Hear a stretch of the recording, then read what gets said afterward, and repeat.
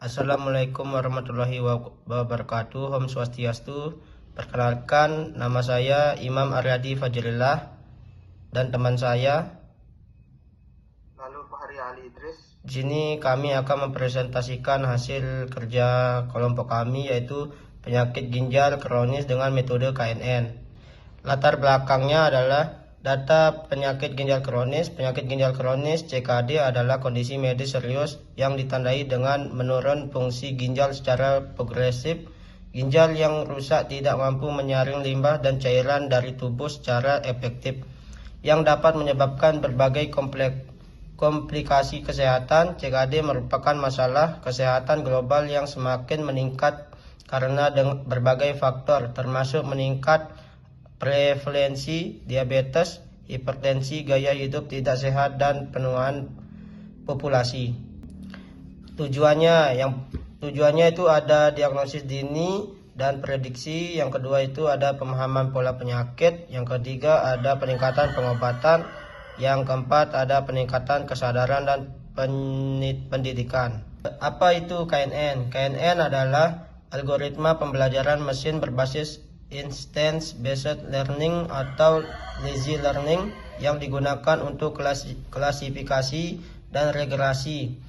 Inti dari KNN adalah menentukan kelas atau nilai dari suatu data baru berdasarkan berdekatannya dengan data yang sudah ada di database latihan.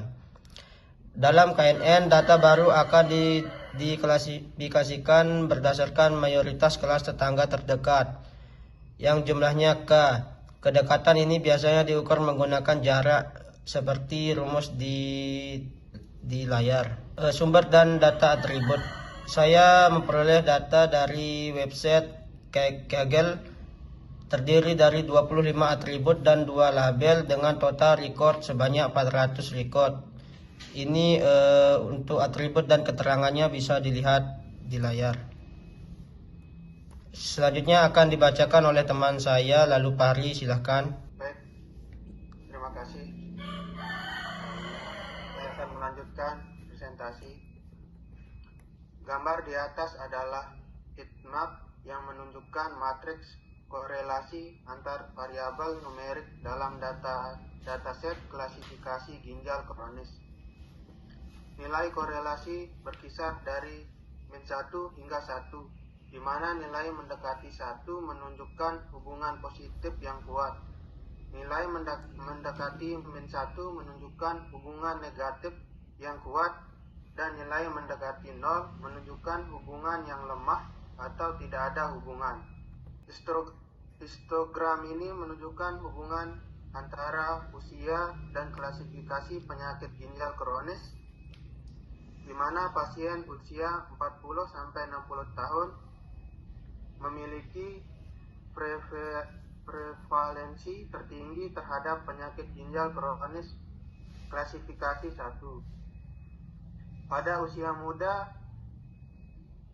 40 tahun, jumlah pasien dengan penyakit ginjal kronis relatif rendah, sedangkan pada usia lanjut 60 tahun, meskipun jumlah pasien menurun, kasus penyakit ginjal kronis masih signifikan. Histogram di atas menunjukkan distribusi tekanan darah atau tekanan darah berdasarkan 2 klasifikasi ginjal kronis, yaitu 0 atau tidak terkena dan 1 terkena. Warna biru mewakili klasifikasi 0, sedangkan oranye untuk klasifikasi 1. Sebagian besar data berada pada tekanan darah sekitar 70 sampai dengan 10 mmHg. Gambar tersebut menunjukkan distribusi data klasifikasi penyakit ginjal kronis berdasarkan variabel gravitas. Warna biru (0) mewakili non-ginjal kronis, sementara warna oranye (1) mewakili ginjal kronis. Terlihat bahwa pada nilai gravitas sekitar 100115 kategori ginjal kronis, oranye mendominasi, sedangkan pada nilai gravitas di atas 1020 data non-ginjal kronis (biru) lebih banyak. Gambar tersebut menunjukkan distribusi data klasifikasi penyakit ginjal kronis berdasarkan kadar albumin. Warna biru 0 mewakili non-ginjal kronis, sedangkan warna oranye 1 mewakili ginjal kronis. Gambar tersebut menunjukkan distribusi data klasifikasi penyakit ginjal kronis berdasarkan kadar gula. Warna biru mewakili non-ginjal kronis, sementara warna oranye 1 mewakili ginjal kronis. Sebagian besar data untuk kedua klasifikasi memiliki kadar gula 0, menunjukkan bahwa kadar gula kedua kelompok. Nah, gambar tersebut menunjukkan distribusi data klasifikasi penyakit ginjal kronis berdasarkan kadar gula darah sewaktu atau GDS. Gambar tersebut menunjukkan distribusi data klasifikasi penyakit ginjal kronis berdasarkan kadar ureum. Warna biru mewakili non-ginjal kronis, sedangkan warna oranye 1 mewakili ginjal kronis. Pada kadar ureum rendah sekitar 0 sampai dengan 50, kasus non-ginjal kronis berwarna biru lebih dominan, namun pada kadar ureum lebih tinggi atau di atas 50. Gambar tersebut menunjukkan distribusi data klasifikasi penyakit ginjal kronis berdasarkan kadar kreatinin.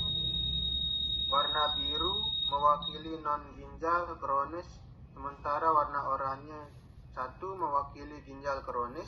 Gambar tersebut menunjukkan distribusi data klasifikasi penyakit ginjal kronis berdasarkan kadar natrium. Warna biru 0 mewakili kategori non-ginjal kronis, sedangkan warna oranye 1 mewakili ginjal kronis. Gambar tersebut menunjukkan distribusi data klasifikasi penyakit ginjal kronis berdasarkan kadar kalium. Warna biru 0 mewakili non-ginjal kronis, sedangkan warna oranye 1 mewakili ginjal kronis. Baik, di sini saya akan menunjukkan presentasi yang dimana gambar ini menunjukkan distribusi data klasifikasi penyakit ginjal kronis berdasarkan kadar hemoglobin. Warna biru kosong mempresentasikan kategori non-ginjal kronis, sedangkan warna oranye mempresentasikan kategori ginjal kronis. Yang selanjutnya itu ada grafik scatter plot yang menunjukkan hubungan antara variabel umur sumbu X dan tingkat sugar atau kadar gula sumbu Y. Data ini memungkinkan terkait dengan klasifikasi kondisi ginjal kronis. Terlihat bahwa kadar sugar memiliki nilai diskrit dari 0 hingga 5, dengan sebagian besar individu memiliki kadar gula rendah 0 atau 1 seperti gambar tersebut. Yang selanjutnya ada scatter plot yang menunjukkan hubungan antara nilai GDS glukosa darah sewaktu pada sumbu X dan kadar kalium pada sumbu Y. Data ini memungkinkan terkait dengan klasifikasi penyakit ginjal kronis. Sebagian besar data menunjukkan nilai kalium berada pada rentang rendah di bawah 10 mmol/L, sementara beberapa outlier memiliki kadar kalium yang jauh lebih tinggi. Gambar ini menunjukkan distribusi jumlah data berdasarkan klasifikasi penyakit ginjal kronis. Terdapat 2 kategori tidak kronis sebanyak 248 kasus dan 1 kronis sebanyak 152 kasus. Yang selanjutnya ada pemodelan. Kode ini untuk membagi data menjadi 80% data training dan 20% data testing, dan di bawahnya untuk melakukan pelatihan menggunakan algoritma KNN. Yang selanjutnya itu ada untuk melakukan prediksi terhadap 220% data testing. Yang selanjutnya untuk melihat akuransi dari algoritma KNN. Gambar di samping menunjukkan hasil evaluasi model klasifikasi penyakit ginjal kronis menggunakan confusion metric dan metrik evaluasi seperti precision, recall, dan F1 mean score. Confusion metric menunjukkan performa model pada 3 target, yaitu kelas 0, 1, 2, dan setiap kelas memiliki prediksi yang sempurna. Tidak ada kesalahan klasifikasi. Kemudian untuk saran dan simpulan. Kesimpulannya adalah penyakit ginjal kronis dapat diklasifikasikan berdasarkan berbagai parameter seperti kadar gula darah, glukosa darah, kadar kalium, dan usia. Analisis grafik menunjukkan adanya hubungan signifikan antara parameter-parameter tersebut dengan kondisi ginjal. Pola anomali seperti kadar kalium atau sugar yang tinggi dapat membantu mengidentifikasi pasien berisiko. Untuk sarannya, untuk klasifikasi ginjal kronis adalah menggunakan algoritma machine learning seperti random forest atau support untuk meningkatkan akurasi prediksi. Sebelum membangun model, pastikan data diolah dengan baik, termasuk normalisasi dan penanganan outlier seperti kadar gula atau kalium yang ekstrim. Selain itu, tambahan parameter medis lain seperti tekanan darah, kadar kreatin, atau laju filter glomerulus untuk memperkaya fitur model. Sekian dari kelompok kami ucapkan terima kasih, maaf kalau ada kesalahan. Wabillahi taufiq wal hidayah. Wassalamualaikum warahmatullahi wabarakatuh. Om Santi Santi.